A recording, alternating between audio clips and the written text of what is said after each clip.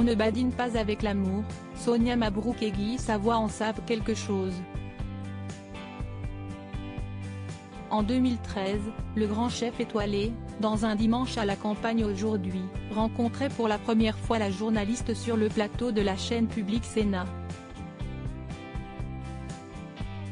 Invité à discuter d'un menu de Noël gourmand, Guy Savoy a senti son cœur fondre devant la jolie brune.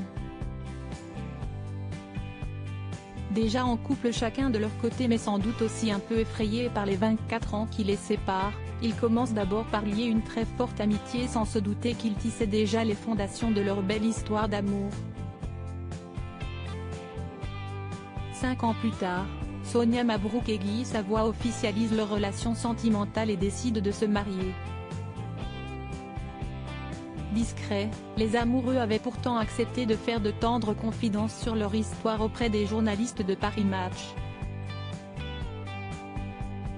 Jamie, les gens comme lui, qui ont une cohérence intérieure, une solidité à toute épreuve, avait révélé la journaliste pour qui son coup de cœur pour le chef avait été une évidence.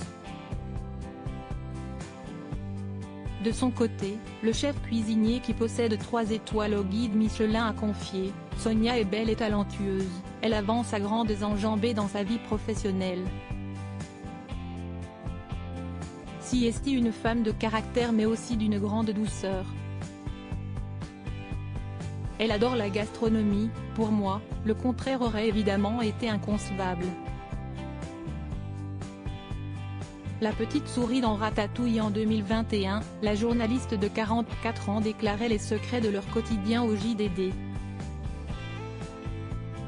Travailleurs tous les deux et passionnés par leur métier respectif, les amoureux semblaient avoir des emplois du temps chargés qui ne leur laissent que peu de temps ensemble. En semaine, on se voit entre 2 services et 2 interviews. Il rentre extrêmement tard et je me couche extrêmement tôt, ce sont des moments volés, avait-elle confié, ajoutant qu'elle se sentait comme la petite souris dans Ratatouille lorsqu'elle le regarde cuisiner à leur domicile.